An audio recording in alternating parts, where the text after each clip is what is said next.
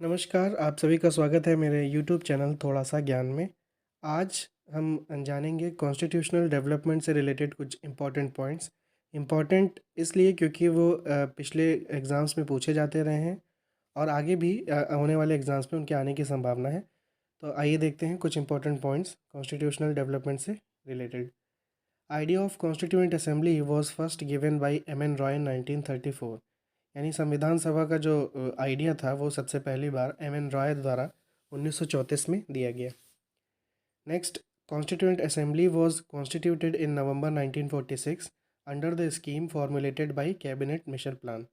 1946 में जो cabinet mission plan आया था उसके अंतर्गत कॉन्स्टिट्यूएंट असेंबली का कॉन्स्टिट्यूशन हुआ और ये हुआ नवंबर 1946 में। नेक्स्ट पॉइंट है partly elected and partly nominated. क्या मतलब है इसका? जो कॉन्स्टिट्यूएंट असेंबली के जो मेंबर्स थे वो कुछ इलेक्टेड मेंबर्स थे उसमें और कुछ नॉमिनेटेड मेंबर्स थे।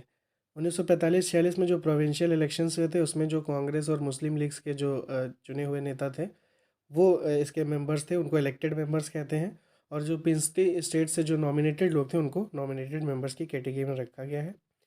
इसके बाद नेक्स्ट पॉइंट आता है कि फ़र्स्ट मीटिंग इसकी जो कॉन्स्टिट्यूएंट असेंबली की फ़र्स्ट मीटिंग है वो 9 दिसंबर 1946 को हुई थी। इंपॉर्टेंट है, वन लाइन एग्ज़ाम में डायरेक्टली पूछ लिया जाता है। नेक्स्ट पॉइंट है doctor Sachchidanand Sinha oldest member elected as temporary president. कहाँ के प्रेसिडेंट? कॉन्स्टिट्यूएंट असेंबली की बात हो रही तो सारे उसी के पॉइंट्स हैं जो शॉर्ट्स में लिखे गए हैं। तो सच्चिदानंद सिन्हा जो है वो फर्स्ट मेंबर थे कॉन्स्टिट्यूएंट असेंबली के, लेकिन बाद में राजेंद्र प्रसाद को किया गया। और ऐसा जो सच्चिदानंद सिन्हा को मेंबर बनाया, इसका प्रेसिडेंट बनाया गया था, वो एक फ्रेंच प्रैक्टिस है जिसमें ओल्डेस्ट मेंबर को प्रेसिडेंट बनाया जाता है, इसलिए उनको बनाया गया था। उसके बाद राजेंद्र प्रसाद को कॉन्स्टिट्यूएंट असेंबली का मेंबर बना दिया गया था, जो कि नेक्स्ट पॉइंट में आपका कवर हो गया। इसके अलावा H C. Mukherjee and V T. Krishnamachari को वाइस प्रेसिडेंट बनाया गया था कॉन्स्टिट्यूएंट असेंबली का। नेक्स्ट इंपॉर्टेंट पॉइंट है Jawaharlal Nehru moved the historic objective resolution on 13 दिसंबर 1946। बहुत इंपॉर्टेंट पॉइंट है ये। 13 दिसंबर 1946 को जवाहरलाल नेहरू द्वारा ऑब्जेक्टिव रेजोल्यूशन लाया गया था। और आपको एक और ख़ास चीज़ पता होगी, जो हमारे कॉन्स्टिट्यूशन में प्रियम्बल ऐड किया गया था वो ऑब्जेक्टिव रेजोल्यूशन से ही लिया गया था। और ये ऑब्जेक्टिव रेजोल्यूशन लाया गया था 13 दिसंबर 1946 को, और इसको अडॉप्ट कब किया गया था? 22 जनवरी 1947 को ऑब्जेक्टिव रेजोल्यूशन को अडॉप्ट किया गया था। आगे बढ़ते हैं, वीडियो में कुछ इंपॉर्टेंट फैक्ट्स और ऐड किए हैं इसमें। नेशनल फ्लैग देखिए, बहुत आसान सा लगता है देखने में, लेकिन जब आपके एग्ज़ाम में आता है तो कन्फ्यूज़न का पॉइंट बन जाता है, क्योंकि कुछ डेटें आसपास की ही हो जाती हैं। देखिए, नेशनल फ्लैग जो अडॉप्ट किया गया था वो 22 जुलाई 1947 को किया गया था, लेकिन नेशनल एंथम और नेशनल सॉन्ग ये दोनों 24 जनवरी 1950 को अडॉप्ट किए गए थे।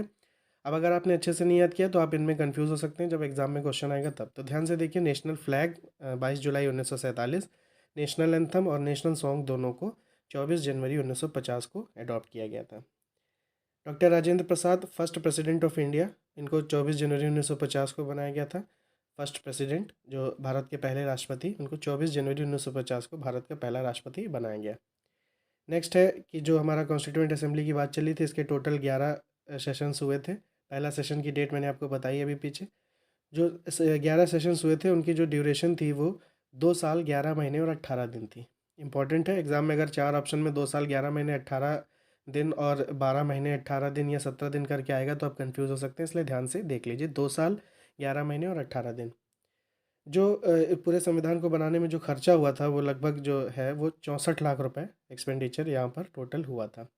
और आखिरी सेशन, जैसा कि 11 सेशन में पहले सेशन की डेट बताई जो इंपॉर्टेंट है पूछी जाती है, और आखिरी सेशन जो हुआ था वो 24 जनवरी 1950 को। इसके बाद एक पॉइंट आता है, motion of draft constitution was declared as passed on November 26, 1949 and received the signatures of the members and the president.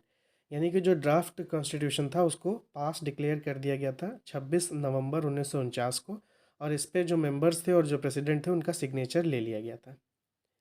इसके बाद 26 जनवरी माफ़ कीजिएगा 26 नवंबर 1949 को क्या क्या और अडॉप्ट किया गया था?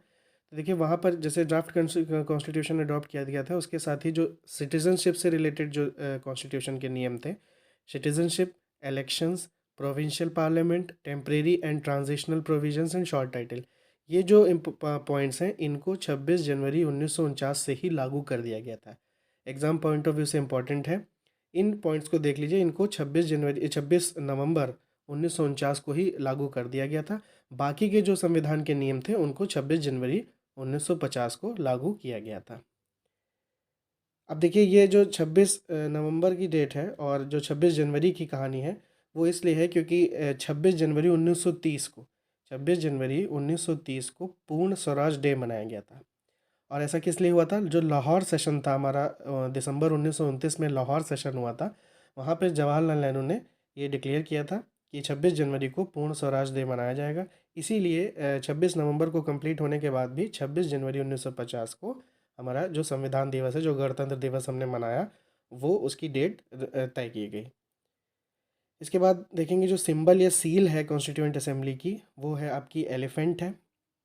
कॉन्स्टिट्यूशनल एडवाइज़र जो है वो BN राव हैं। इनसे क्वेश्चंस आते रहते हैं एग्ज़ाम्स में। और एक और पॉइंट है calligrapher of Indian constitution. Calligrapher वो कहते हैं जो एक तरह से सुलेख लिखना या जो अच्छे से लेखन करना जो होता है, उसको जो भारतीय संविधान को लिखा है, उनका नाम है प्रेम बिहारी नारायण रायज़दा। आपको पता है कि जो हमारे संविधान की जो ओरिजिनल कॉपी है, एक इंग्लिश में और एक हिंदी में, वो पार्लियामेंट की लाइब्रेरी में रखी गई है और उसको एक एयर टाइट चैम्बर में रखा गया है और उसमें हीलियम जो गैस है वो फील्ड करके उसको गैस के चैम्बर में रखा गया है ताकि वो लंबे समय तक सुरक्षित रहे। इस वीडियो में इतना ही। इसको रिवाइज़ करिए। Thank you so much. जय हिंद, जय भारत।